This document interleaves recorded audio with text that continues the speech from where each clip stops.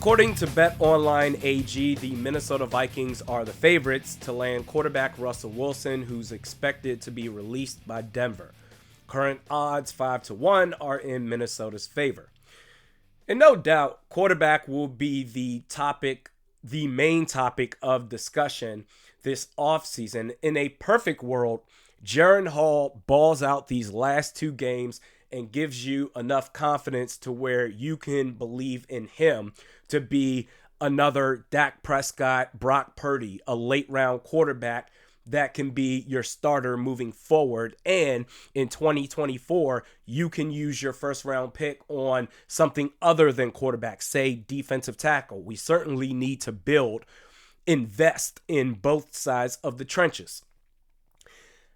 I don't believe that the Vikings should do it from a football perspective. However, I can see one reason why, if the Vikings decide to do it, it would make sense, although I don't believe they should do it at all. From a football perspective, this has Donovan McNabb 2.0 written all over it. An aging quarterback going to his third team, even though the exception to the rule here is Brett Favre. He absolutely crushed it in 2009. Even Tom Brady going to his second team, Tampa Bay, won a championship with them. But Donovan McNabb, when he got to Minnesota, he was 35 years old and was an absolute disaster. Russell Wilson will be 36 next year. Now, in fairness to Russ, this year in Denver, he has been miles better than what McNabb was the year before he got to Minnesota in Washington. It's not even close.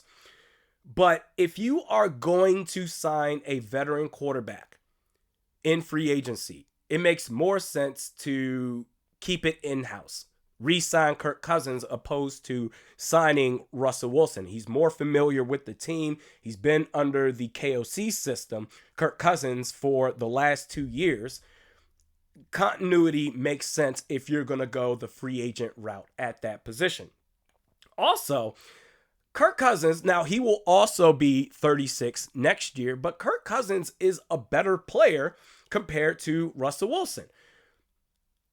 Combine that with the standoffish personality that his Seattle teammates have talked about time and time again, including, Richard Sherman and Marshawn Lynch, they did a podcast together where they talked about how if you want to get in touch with Russ, you can't do it directly. You can't just pick up your phone and call him and get him on the line. You have to go through his manager first, and then Russ will call you back.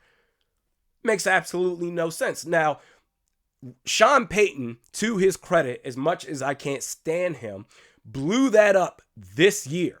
Because the first year in Denver, reportedly, Russell Wilson had a private office.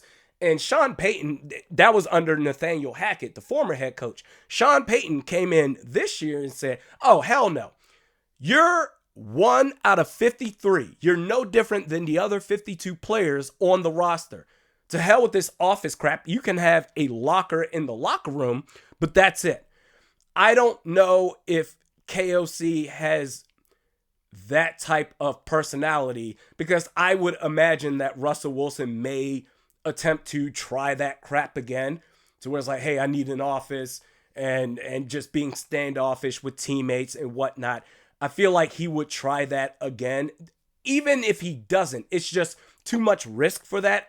Also, I don't believe KOC has the attitude to stand up to that type of behavior. It just doesn't mesh with the hashtag culture of the Vikings. Football, from a football perspective, it doesn't make sense. However, I don't think the Vikings should do this at all. However, if the Vikings are going to do it, fiscally, depending on what Kirk Cousins wants to do, it would make sense. Kirk Cousins, if you move on from him, has a $28.5 million dead cap hit in 2024.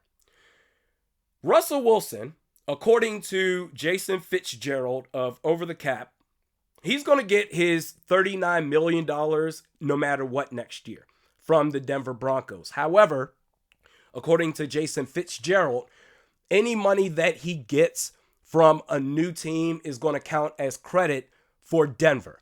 So he expects Russell Wilson to sign for the vet minimum of $1.21 million for his new team, and that the remaining $37 million in change is going to be owed by the Denver Broncos.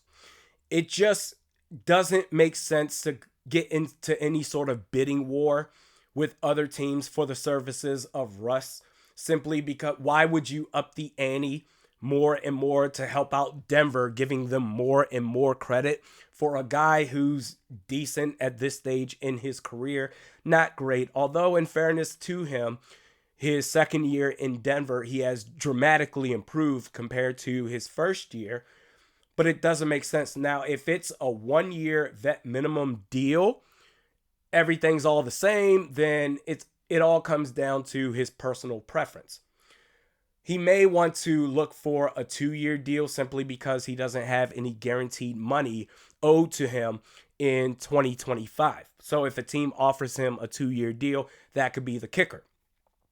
But if it's all the same, a 1-year vet minimum deal, you're looking at, for the Vikings, a combined cap hit at the starting quarterback position, essentially, of $29.71 million.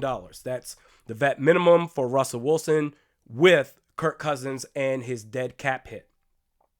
This is where I say it's important based off of what Kirk Cousins wants to do financially. The magic number here in this scenario is $20 million. If you retain Kirk Cousins, then his starting cap hit drops from $28.5 million down to $10.25 million before any new money from 2024 gets added on.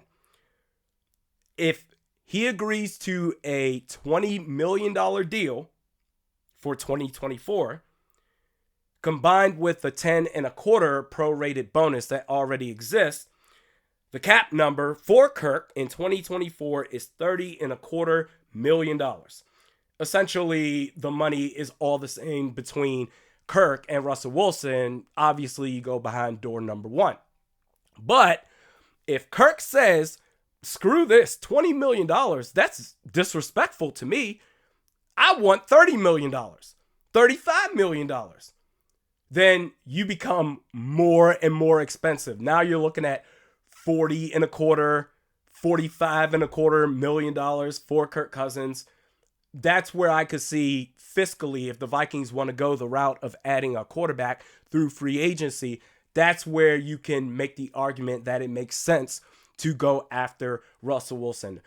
Ideally, Jaren Hall, he goes off, he's the quarterback of the future, or he does well enough to where you can draft the quarterback in the first round, let them duke it out for the QB1 job in 2024. Ultimately, I hope that the Vikings do not go in the direction of going after Russell Wilson.